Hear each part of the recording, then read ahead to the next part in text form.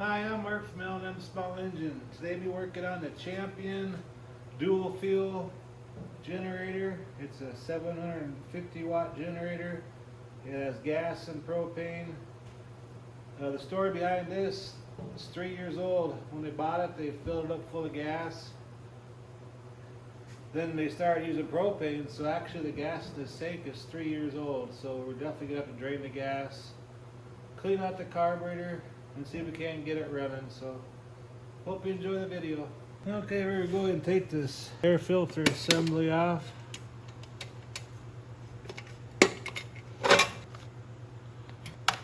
Looks like it backfired and caught on fire. It's kind of crazy. Alright, we're going to take these 1, 2, 3, 4, there's 6 8mm nuts to take this off so we can get to them 2 10mm nuts in the back to take that off the carburetor.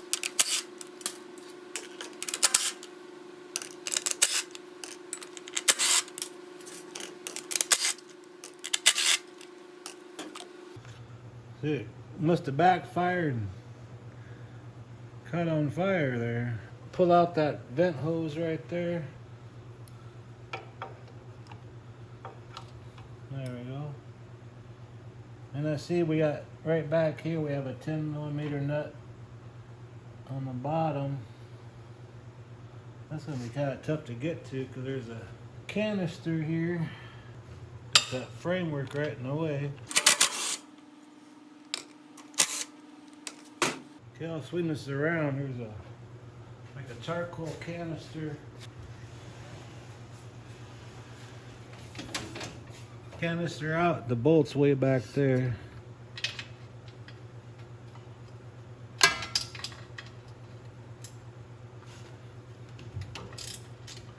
Try to take it out these 2 bottom bolts here.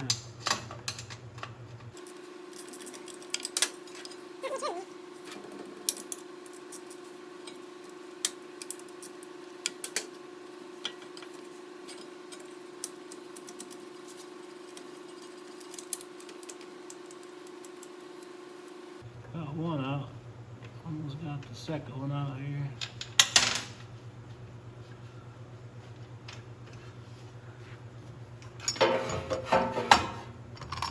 Alright, now we can get to that. Get to that nut back here. There we go. I'll go ahead and remove this vent tube out of the valve cover so we can see what we're doing here.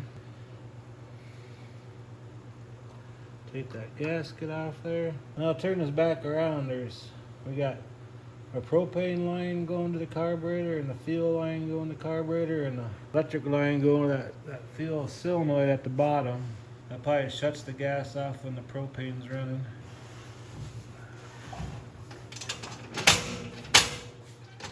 This is a propane line, and this bottom line is a fuel line. Then we got this solenoid line.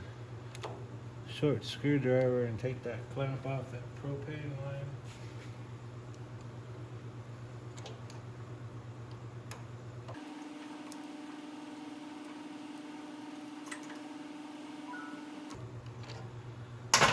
Okay, I'll grab some needle nose and kind of pry away from the carburetor. We definitely don't want to tear this line.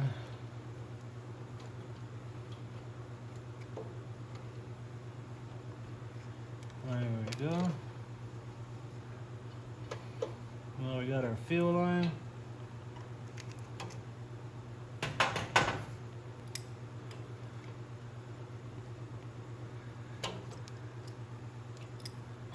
Let's pry that away with the needle nose. Don't want to tear that line up either.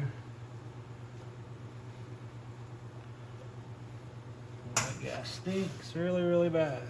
So now we'll pull this out a little bit and unhook our rod and our tension spring. Slide that out. And I don't want to go ahead and unhook all them wires up here, so I'm just going to go ahead and pop the solenoid off. Looks like an Allen wrench.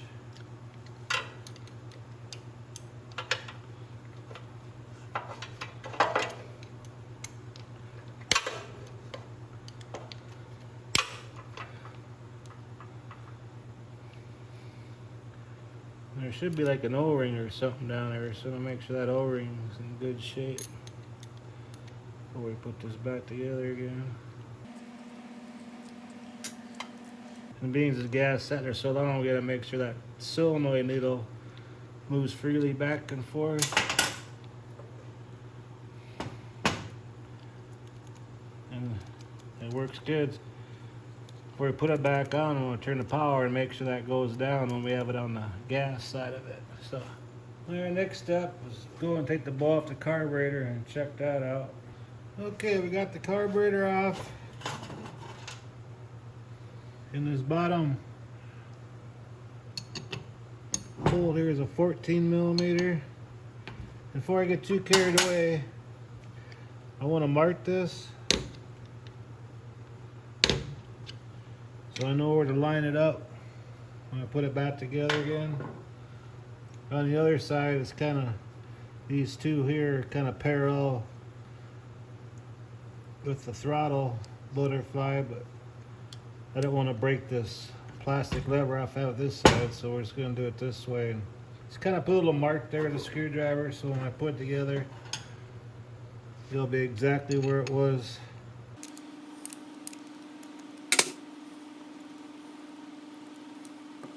And this is where your jet is. Got a little debris down here, but it ain't bad. And make sure that O-ring right there is in good shape. Gonna spray some carburetor cleaner through here.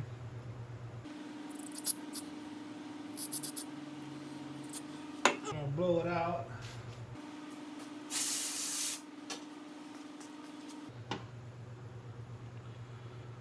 Okay, it ain't really that bad. There's chunks of dirt and stuff in there. And we'll go ahead and get that. Spray some carburetor cleaner in there. It's nice and clean now.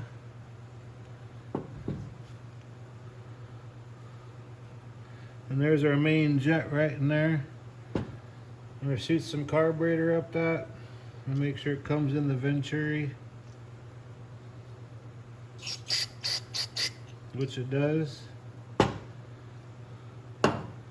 And being this is a generator, you don't want no surging or anything, so we're going to take out this idler screw, and there's a pilot jet or an idler jet right under here. We're going to go ahead and get that cleaned up too while we got this all apart. But I think the one thing that saved this carburetor from being all dirty and sludgy is because when you have the propane part on, the gas is shut off to the carburetor.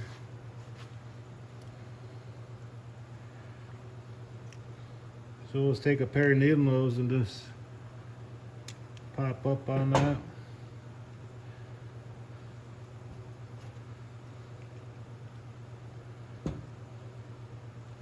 And there's a little itsy bitsy jet right there. What I like to use is a piece of braided wire. This is just off a flywheel brake cable. It's almost a perfect size for these. You stick it in the hole, and there's two big holes in the side. Just go like that. You can see the end of the wire, so you know that little jet is clean. We'll spray a little bit of carburetor cleaner in there. And we'll go ahead and blow that out. At least they didn't use ethanol on this. If they used ethanol on this, it would have been all green and slimy in there. It just, the gas is so old, there's probably not enough octane in there to light the fire with the spark plug. And just clean it here real quick. I'm gonna blow that out. So now let's go ahead and put this back together again. And that's where my little scrape is. And make sure this little pin's equal.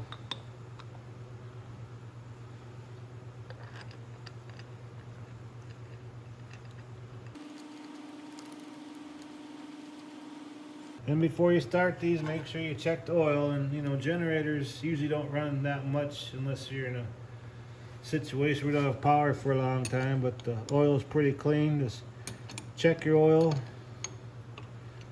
make sure it's full, and make sure it's clean. If it's dirty, go ahead and change it. And on these 439cc engines, I think the owner's manual recommends a 1030 oil. So now let's put this. And on these pilot jets or idler jets, there's two little O-rings. There's one right here and there's one right here. Make sure they're on there. Sometimes they'll, especially with ethanol, they get all swelled up and break. But these two look like they're in good shape. Put that in there and press it down.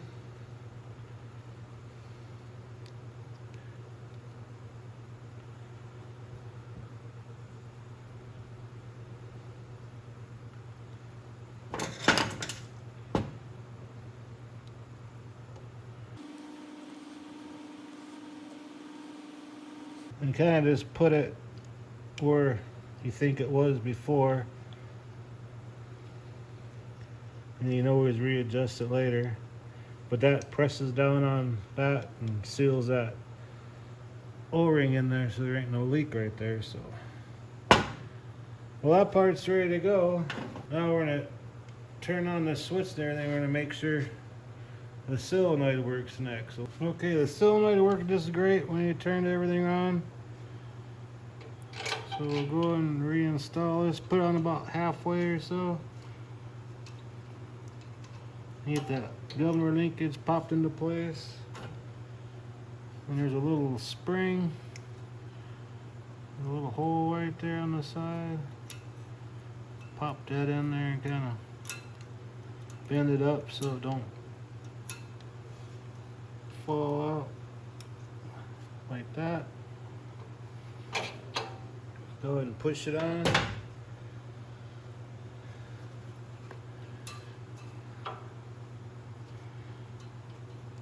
Pop our fueling on. Tank's all nice and clean. I put about a cup of acetone in there. Just used acrylic lacquer thinner and switched it around so when we put gas in here. And I believe on these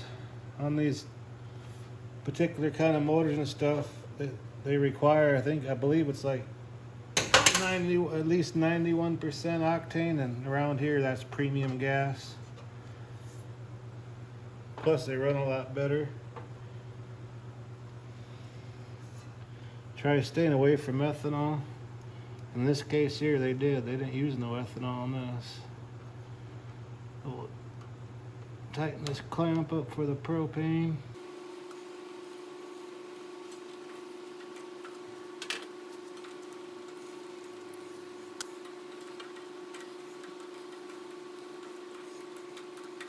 Make sure that's on there nice and tight. Let me just slide the clamp over a little bit more, I believe.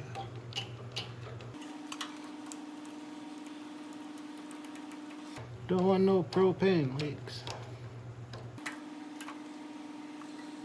Okay, then we're gonna install that gasket.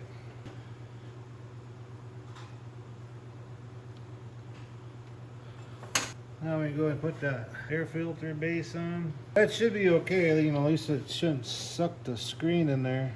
If it's gone more than that, we probably have to buy a new piece.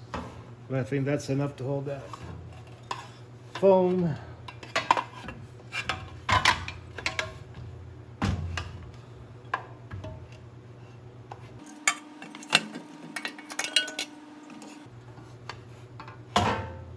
I'm just gonna start them two nuts on the carburetor, then we can put that one on the back. Maybe keep the two front ones kind of loose. You can kind of move it around, line it up and stuff. So we're just gonna hand tighten these right now. For this bottom one here.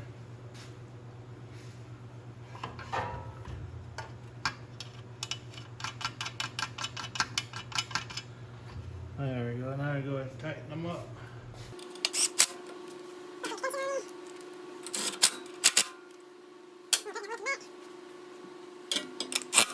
Here's a vent tube from the valve cover to the air filter box. I'm gonna get that pushed in there. Like I said, that should be okay. I don't think the foam will get sucked in there. But if it was worse than that, we probably have to replace that. At one point, it must have backfired. Let's get these started before we tighten them up. Like I said before you start them up, make sure it's full of oil. If the oil is dirty, go ahead and change it. And I'm gonna go ahead and put a new plug in this too.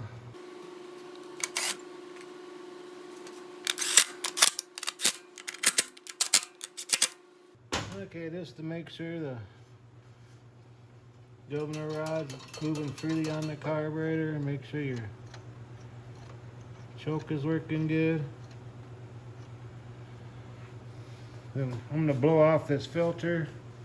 There's a little dust and stuff on there, but it's in good shape. It's not tore or falling apart, so I'm just gonna blow that out.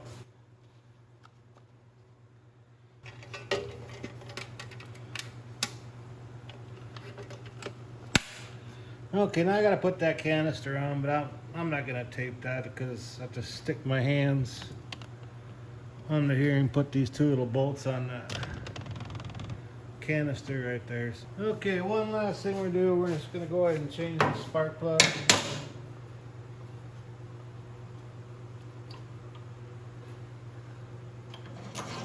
That'll kind of give us an idea how it was running by looking at the spark plug. You gotta watch out for these caps, because they'll hit your spark plug wrench. Won't let the spark plug wrench come out, so don't have it on there all the way.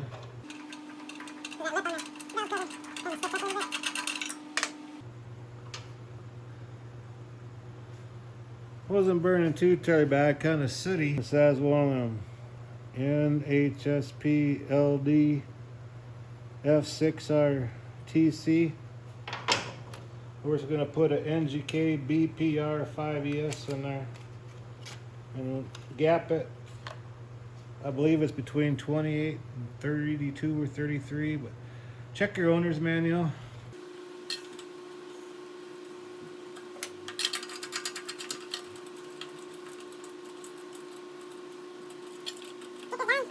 And like I said, make sure you check your oil too. I'm going to put some fresh premium gas in here, 91% octane. And we'll see if we can't fire it up. Okay, we got everything already on this thing. So on this here, if you want to switch it from gas to LP, you switch it over here. And that you pull that and you turn that, that's for your LP. And you switch it over here, and that kicks the solenoid in for the carburetor. So you turn it down to there, put our power on there, and I'll reach over here and put the choke on, and we'll push the starter button.